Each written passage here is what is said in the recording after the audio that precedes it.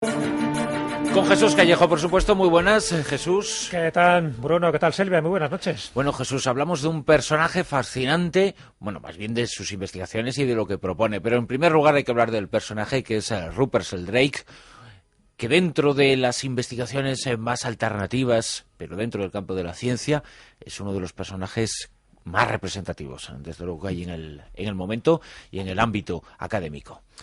Más representativos, más heterodoxos, más polémicos y más vanguardistas, porque es de los pocos que se ha atrevido a desafiar a la ciencia imperante, a esas ciencias de la vida de las que él es experto, porque no olvidemos... Y de la que forma parte, hay que decirlo. Y de la que forma parte. Él utiliza el método científico, es científico, está en la universidad, o sea, Claro, cumple todos los requisitos, ¿no? Por eso le dan palos por todos los sitios, claro. Que es lo que tiene desde dentro y desde fuera.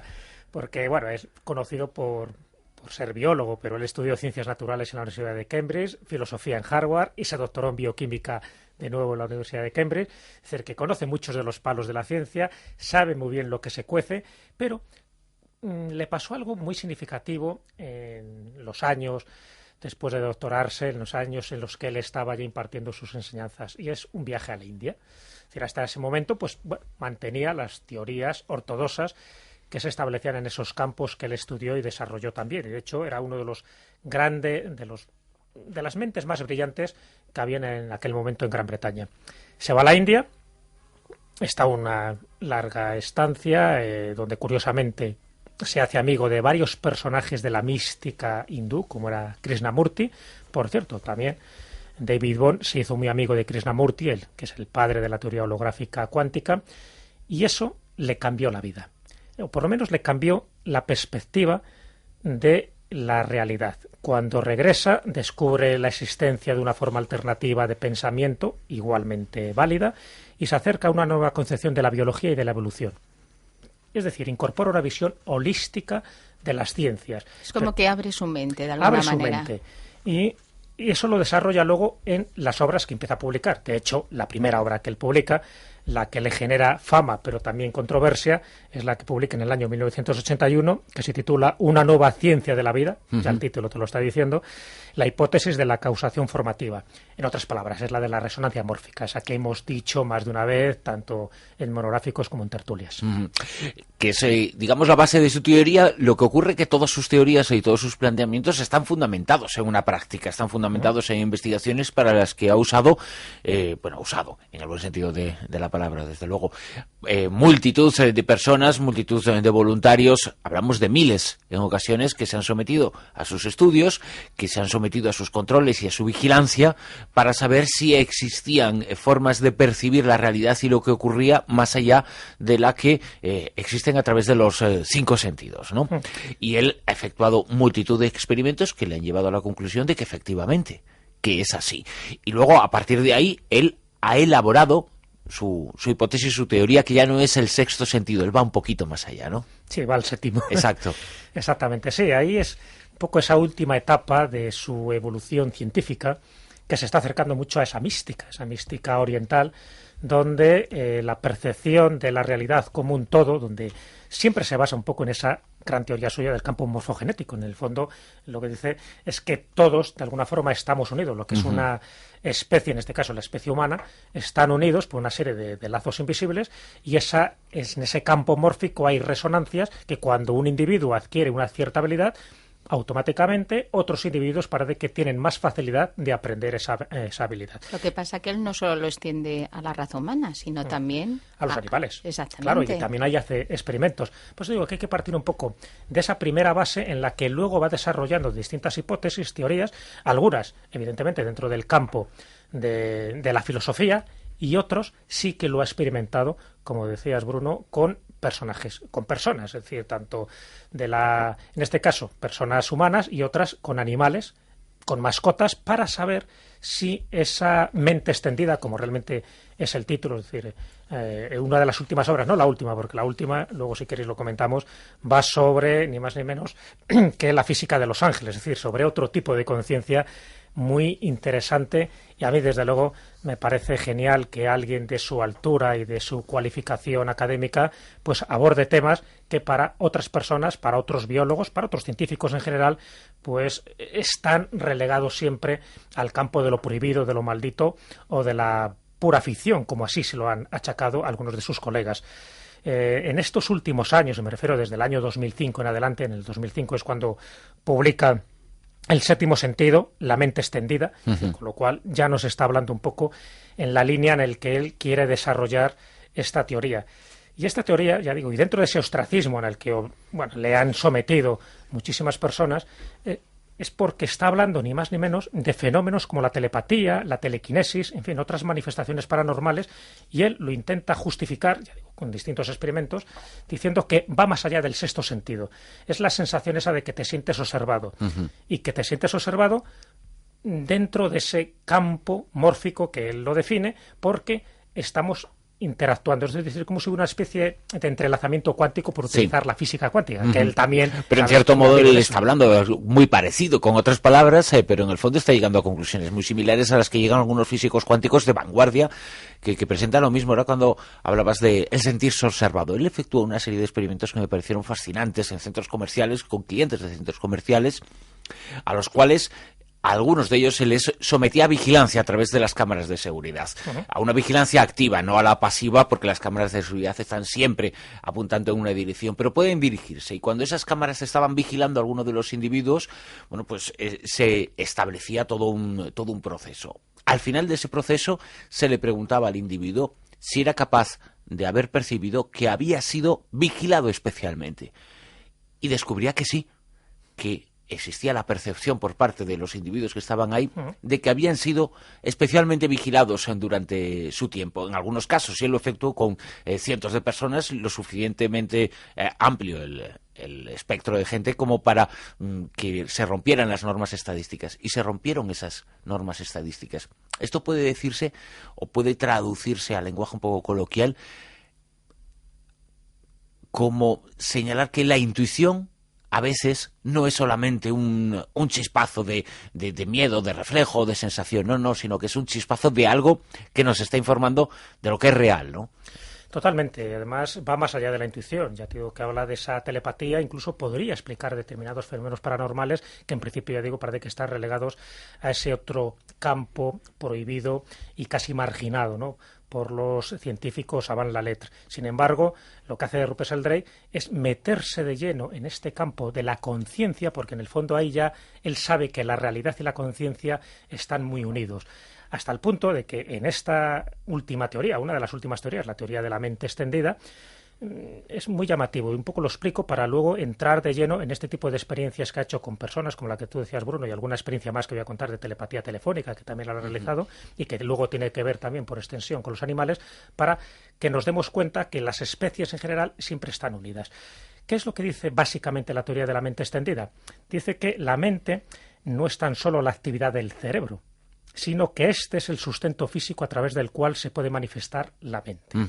Es decir, Sheldrake va más allá al afirmar que la mente no se encuentra confinada en el cerebro, que es lo que opinan la mayoría de los biólogos y de los neurólogos, sino que se extiende hasta el mundo que le rodea. Esta proyección mental afectaría e influiría en el mundo y a su vez sería influido por él. La mente, por tanto, tendría un poder muy superior a lo que podemos imaginar, hasta el punto que esa proyección mental se manifestaría, siempre según Rupert Sheldrake, en cualidades como la telepatía, la premonición, la sensación de ser observado. Todo esto es lo que él denomina el séptimo sentido. Eso cuando tu mente se extiende, no está solo reducida o confinada al cerebro, sino que va más allá. Claro, ¿qué conclusiones se pueden llegar aquí a esto? Pues muchísimas. Por ejemplo, que nuestras mentes se extienden para tocar lo que miramos o lo que pensamos, es decir, que se extienden hacia personas, hacia lugares, hacia cosas, por nuestras necesidades, por nuestros deseos, odios, ambiciones. Estamos interactuando automáticamente en esas cosas solo por el mero hecho de pensarlas. Una de las consecuencias es que deberíamos ser capaces de afectar a las cosas solo con mirarlas o solo con pensar en ellas, algo que Sheldrake ha probado en numerosos experimentos. Entonces, claro, ya no estamos hablando de una hipótesis. Él habla incluso de que los campos mentales de ciertos grupos sociales se ayudan a coordinar los movimientos de los propios individuos. Por ejemplo, en equipos de fútbol, en grupos familiares, en peces nadando en un banco, en pájaros volando en bandadas, se les puede ver que sincronizan simultáneamente esos movimientos. ¿Eso es por qué? Es decir, porque cuanto más, con más frecuencia sean los lazos sentimentales y emocionales de estos individuos, mayor sincronicidad hay entre ellos. Entonces, eso es lo que él llama la mente extendida, es decir, no está solo en lo que son las neuronas de un cerebro concreto, sino que va más allá. Es decir, sería todo el cuerpo, y no solo todo el cuerpo, sino que además estaría interactuando tu campo físico con el campo emocional y con ese campo morfogenético del que él comentaba. Entonces, claro, a partir de ahí, pues él ha hecho experiencias de todo tipo, porque una de las consecuencias básicas, como se acaba de comentar, es la telepatía. Es decir, es que él ha demostrado que la telepatía existe. Así que, claro, ahí es cuando le han dado bofetadas por activa y por pasiva, porque le ha dicho como que la telepatía existe. Y no solo ha dicho eso, sino que lo ha demostrado. Y lo ha demostrado en varios campos. Por ejemplo, en 4, muy por encima os lo comento, ¿no? Él habló de la telepatía telefónica, que podría ser explicada por algunos que no crean en ello, por algún truco psicológico inconsciente, o lo que él pensaba si realmente sí había una prueba que demostrara la telepatía. Entonces, ¿qué es lo que hizo? Pues una prueba muy sencilla. Señaló a 4 posibles personas de su entorno más cercano que podrían llamar, que a esas personas les podían llamar otras 4 personas a su vez. Es decir, bueno, cogió a 4 personas y le dijo, vosotros pensar en 4 personas que penséis que os pueden llamar ahora mismo por teléfono, ahora mismo o dentro de un radio de acción cronológica muy cercana, ¿no? Bueno, pues tenían que adivinar cuál de esas personas estaba al otro lado del teléfono antes de descolgar. Es decir, en ese momento sonaba y tenía que decir, ¿quién crees que es? Pues mira, pues creo que es mi tío Pepe, creo que es mi sobrino o creo que es mi mujer. Bueno, en el 45% de los casos acertaron. 45%, cuando ya sabéis que más allá de un 25% ya está por encima de la probabilidad. Exacto, exacto. O sea, que ya estamos hablando de algo muy sintomático. Claro, él señalaba esa conexión invisible entre seres humanos que no depende de la distancia física entre ellos, sino del vínculo afectivo que los une. De otro tipo de distancia, la distancia emocional, ¿no? Exactamente. A menor distancia emocional, mayores capacidades de este tipo pueden manifestarse. Pero es que lo demostró igual con el email. O sea, porque esto dice, bueno, con llamadas telefónicas, de acuerdo, bien con teléfonos fijos o con teléfonos móviles. Pero es que lo mismo hizo con experimentos realizados con email que obtuvieron iguales o parecidos porcentajes altos cuando se les preguntó a los participantes quién creía que eran las personas que les estaban escribiendo en ese momento. Bueno, la verdad es que es la primera vez que se hizo un test que demostrara que hay un cierto número de gente que al menos ha tenido experiencias telepáticas reales en su vida. La primera vez de una forma científica, me refiero, porque hasta ese momento se habían hecho encuestas, estadísticas, todo tipo de cosas, ¿no? Claro, las críticas, ya digo, no tardaron. De hecho, un químico de la Universidad de Oxford, Peter Atkins, ya señaló que la investigación sobre la telepatía era una pérdida de tiempo, directamente. Richard Wiseman, que alguna vez lo hemos comentado en las tertulias, un psicólogo de la Universidad de Hertfordshire, añadió que sería interesante saber qué pasaría si Sheldrake reintentara su experimento en colaboración con un investigador más escéptico, porque no creía que le diera unos resultados tan altos. Bueno, pues Rupert Sheldrake fue más lejos, es decir, demostró la telepatía telefónica, un 45%, yo creo que es un resultado muy aceptable. No solo también experimentó y difundió los resultados con el email, sino que lo hizo con la comunicación animal. Recopiló testimonios, fijaros, 3.050 historias de dueños de perros, de gatos, de loros, de caballos, en fin, otros animales, que todas las pruebas indicaban que había una cierta telepatía entre ellos. Y luego, si queréis, comentamos alguno de esos casos espectaculares que incluso 10 minutos antes de que el dueño llegara a la casa, el perro, por ejemplo, ya sabía que iba a llegar.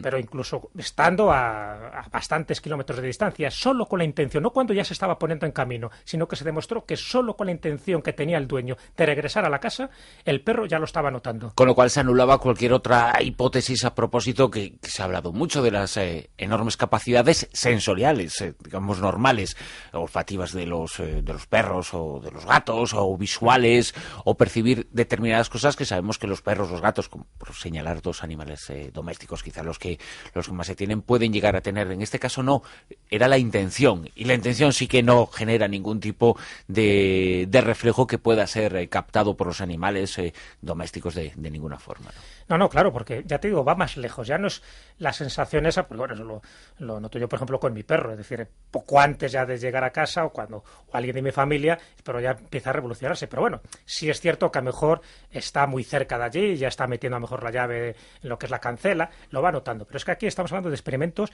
que rebasan cualquier tipo de sensación olfativa que pueda tener el perro, sino que solo se podría explicar a través de esa telepatía animal o de esa resonancia. Claro, porque, por ejemplo, los científicos ortodoxos, ante este tipo de experimentos o de casos, la explicación que decían era que era algo físico o químico, me imagino. Claro, sí, solo se basaban en sencillamente, pues, que o bien por la cuestión auditiva o bien por la cuestión olfativa, pero que no podían saber para nada si estaba el dueño a 100 kilómetros de distancia, que ya estaba regresando, que tenía la intención de regresar.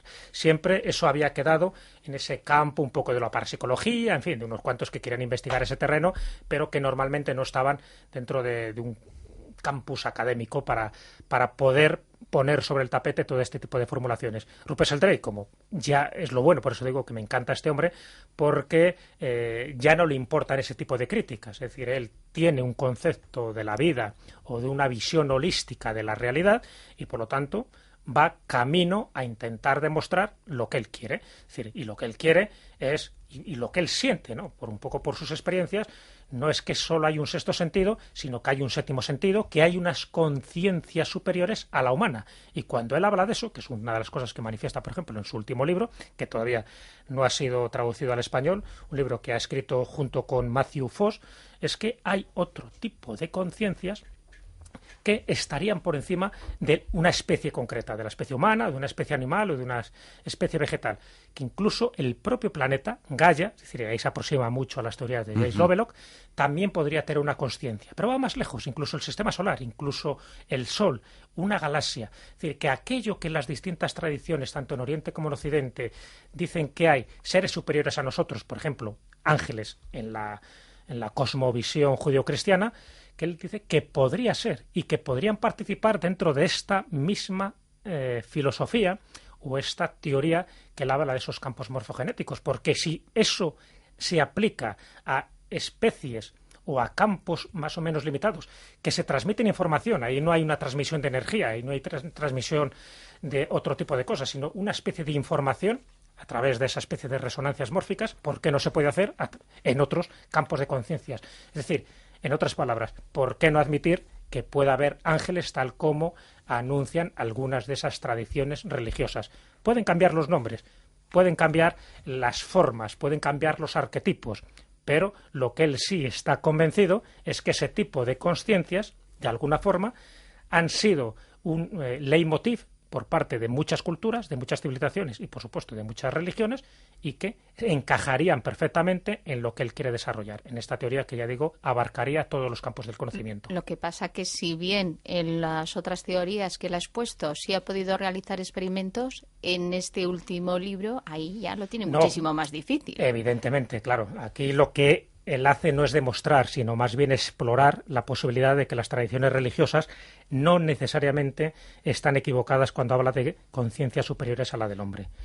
Lo más interesante es que Rupert Sheldrake, desde la biología, indaga la posibilidad de que estas inteligencias superiores podrían ser también macroorganismos como planetas, es decir, la Tierra, como puede ser el Sol o hasta galaxias. Incluso, fíjate, tomando una referencia de Santo Tomás de Aquino, porque toca todos los palos, os digo que me encanta porque está en lo último de bioquímica, está en lo último de la física teórica, de la física cuántica, de todos los campos del conocimiento, y cita a Santo Tomás de Aquino, en el que dice que los ángeles no tienen masa ni cuerpo, describiéndolos de una forma similar a los fotones que realmente describe Einstein. Dice Rupert Sheldrake, tal vez los ángeles, la conciencia podría ser la misma luz, una información que está en todas partes. Es decir, él utiliza una información, unos datos científicos para intentar explicar por qué algunas religiones buscan espacios comunes a la hora de referirse a seres con una conciencia superior, es decir, con una conciencia evolutiva mayor a la del hombre. En todas las religiones, como bien sabéis, tanto en el judaísmo como en el islam como en el cristianismo, es decir, por hablar de las tres grandes religiones del libro, siempre están hablando de seres que están por encima, no ya de Dios, sino de entidades intermedias entre Dios y lo que sería el hombre. Bueno, pues él lo explica con esta cosa, es decir, si realmente no tienen masa y no tienen cuerpo, a lo mejor puede ser manifestaciones de luz. Es decir, esas manifestaciones de luz tendrían consciencia y a su vez esas consciencias estarían imbricadas dentro de un campo mórfico, pero a nivel ya planetario o de galaxia. O sea que, como ves, ya está coqueteando con la mística más pura y más dura. No se puede demostrar, pero siempre partiendo de una serie de premisas que él considera que son muy sólidas. Y esto ya nos abre una serie de puertas verdaderamente enormes, lo que puede haber detrás de ellas, porque puede plantearse el hecho de nuestra conciencia, nuestros pensamientos influyen en otras personas, influyen incluso en las cosas, influyen en la realidad en la que estamos, podemos modificar esa realidad en función de nuestros pensamientos y bueno, a partir de ahí las preguntas son fascinantes y son para tratarlas ampliamente, pero son fascinantes. Yo creo que sí, por eso, bueno, el hacer este especial un poco Rupert Sheldrake, para darnos cuenta que no solo hay que abarcarlo en esa teoría muy conocida, ¿no?, de los campos morfogenéticos, sino que eso le ha llevado a otros campos mucho más amplios, mucho más peligrosos, mucho más inconsistentes, si quieres, desde un punto de vista científico, pero mucho más apasionantes, porque lo que él intenta es lo que intentó en su momento Einstein. Lo que pasa es que murió antes de conseguirlo, que era una especie de campo unificado, una teoría del todo, una teoría holística donde prácticamente todo encajara. Y por eso él hace experimentos. Es lo bueno que tiene Rupert Sheldrake. No solo se queda en la parte teórica, sino también en la parte experimental. Y os cuento uno de los que hizo no hace demasiado tiempo. Desde el año 2003 hasta enero del 2005 hizo un experimento sobre la mirada, en la que participaron 343 parejas de personas, en un total de 6.860 pruebas. El experimento consistía en medir la capacidad de cada individuo de reconocer si está siendo observado o no. Sin mirar al observador, evidentemente. Los resultados señalaron que en más de un 60% de los casos la gente era capaz de acertar la respuesta correcta. ¿Cómo explicas eso? Pues lo explicamos posiblemente si es cierto eso de lo que hemos hablado, que hay no un sexto, sino un séptimo sentido, que es el sentido global que todos compartimos y que forma parte de un todo al que solamente nos estamos acercando, pero que gracias a hombres como Rupert Sheldrake, bueno, pues empezamos a comprender que quizá sea real. Incluso que colectivos a grandes distancias kilométricas pueden tener respuestas iguales. Es como un hábito que se va aprendiendo de forma instintiva. Yo creo que lo bueno que tiene Rupert Sheldrake es eso, que va poniendo de moda ciertas palabras. En su momento fue lo de la resonancia mórfica y ahora se está poniendo de moda lo del séptimo sentido y lo de la mente extendida. Yo creo que esta ha sido una sección extendida en el sentido que hemos abarcado muchos aspectos que en otros programas casi serían prohibitivos.